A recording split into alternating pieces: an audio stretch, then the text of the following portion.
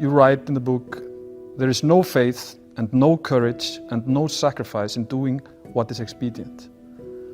What do you say to those viewers that don't pursue their dreams and are locked in their careers because they are too afraid to take risks and pursue something meaningful? Well, the first thing I would say is, well, you should be afraid of taking risks and pursuing something meaningful. But you should be more afraid of staying where you are if it's making you miserable. It's like the first thing you want to do is dispense with the idea that you get to have any permanent security outside of your ability to contend and adapt. It's the same issue with children. It's like you're paying a price by sitting there being miserable. You might say, well, the devil I know is better than the one I don't. It's like, don't be so sure of that. The clock is ticking. Yeah, and if you're miserable in your job now and you change nothing, in 5 years you'll be much more miserable and you'll be a lot older. But isn't it a luxury to pursue what is meaningful? Our viewers have mortgages, they have children, Yeah. they have payments and loans. It's a luxury to pursue because we lack the resources. Well, I don't remember now, I'm not talking about what makes you happy. It's a luxury to pursue what makes you happy. It's a moral obligation to pursue what you find meaningful. And that doesn't mean it's easy. It might require sacrifice. If you need to change your job too, let's say you have a family and children and a mortgage, you have responsibilities. You've already picked up those responsibilities. You don't just get to walk away scot-free and say, well, I don't like my job, I quit. That's no strategy. But what you might have to do is you think, well, this job is killing my soul. All right, so what do I have to do about that?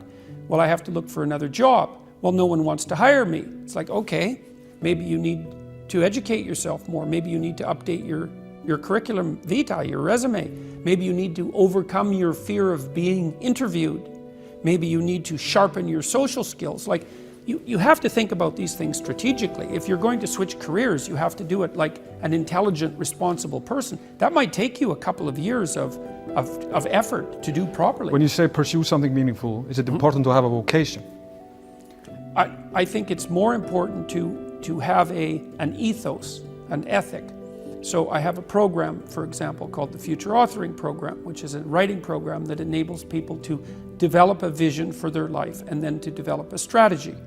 And so it's based on the idea, imagine that, and it's an extension of the ideas in the book, or at least something along the same lines.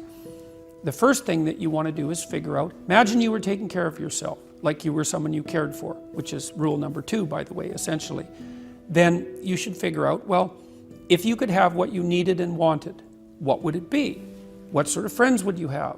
What would your family relationships look like? How would you conduct yourself with your children? How would you educate yourself? You need to think through how it is that your life could be properly arranged if you had that ability. And then you can aim at that. And the funny thing is that if you do posit a goal of that sort and work towards it, you will move towards it. The goal will change because you'll learn things along the way. But I mean, I've dealt with hundreds of people in my clinical and consulting practice, and we set a goal, we develop a vision and work towards it, and things inevitably get better for people. So it's not a luxury, it's difficult. It's a moral responsibility, and it isn't happiness. It's not, the pursuit isn't for happiness. The meaning is what you have to buttress yourself against the tragedy of life. It's like engagement. We're having an engaging conversation.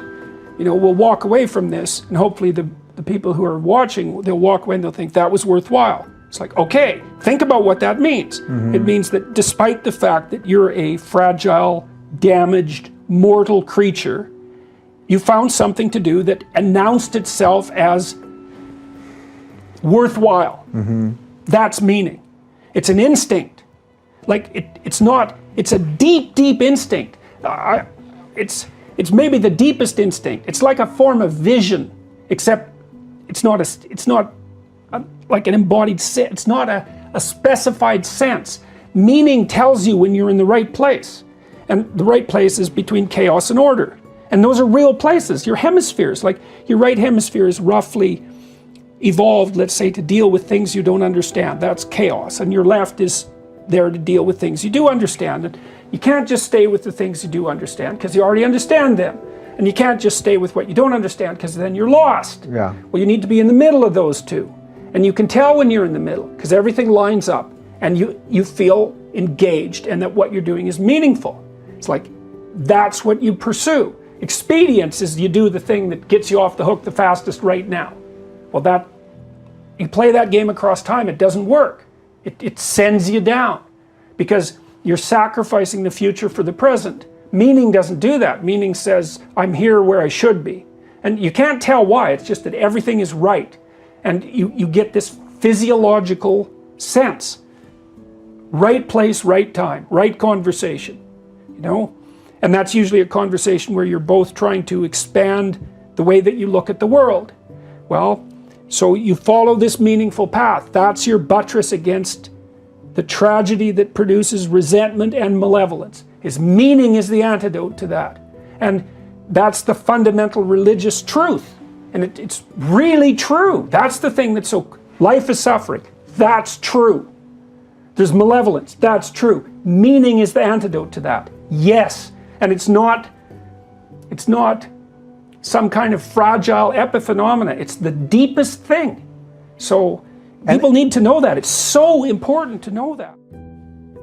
People say, well, meaning isn't real. It's like, no, that's wrong. It's actually the most real thing. It might even be more real than suffering and evil.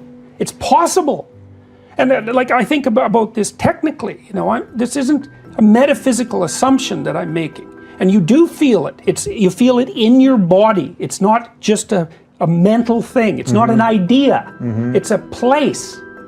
It's a place. Because we're in time and space, right? And a place is a place, you know, 3 dimensions of space, but it's also a time. And when the place and the time are set up properly, you're in the right place. And your brain is telling you that. Your being is telling you that. Yeah, you got it right.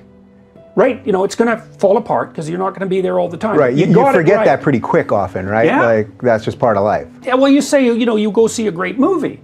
It's like, hey, you're in the right place at the right time, and you're engaged. You're completely engaged in it. It's because there's no other way to put it. You're in the right place at the right time, and the meaning is the signal of that. And so the purpose of profound religious contemplation, in some sense, in the deepest sense, profound philosophical contemplation, is to learn how to be in the right place at the right time all the time. Now, you can't, because you're not perfect, but you can be there a lot more than you are, and you can actually practice it. You practice it by paying attention. You watch yourself during the day like you don't know who you are, eh? Or what you're doing. And you notice, oh yeah, right there, I was listening to that piece of music, or I was having that conversation, or I was doing this piece of work. Then I was there for like 10 minutes. Okay, why? I was doing something right. I don't know what it is. Or I wasn't doing something wrong. You know, and so I got this little illuminated moment. It's like, okay, I need to figure out how to be there more often. So there's this line from the Gospel of Thomas, which was discovered in like 1957. And it says, the kingdom of God is spread out before the eyes of men, but men do not see it. That's basically it. And that's kind of what it's referring to. It's like, there are times when you're in the right place at the right time, and then you're where you should be. And you don't notice that. You don't say, oh, look, wow, there's something about this is right. I got to figure out how to do this more. Right, because that sucks you out of it immediately, even if you could do that, right? Right, well, that's also partly why it's hard. And you're not really trained to notice that, because it isn't something we ever talk about. It's like, you're in the right place at the right time. Okay, why? What did I do right? What did I do? I need to do more of that. So maybe it's only half an hour a week when you first start noticing. And then maybe with 3 months of practice, you can get it up to like an hour a day. And then maybe you can get it up to 4 hours a day. And God only knows where you could get it if you keep practicing, you know. You can be there. We don't know what the upper limit of that is.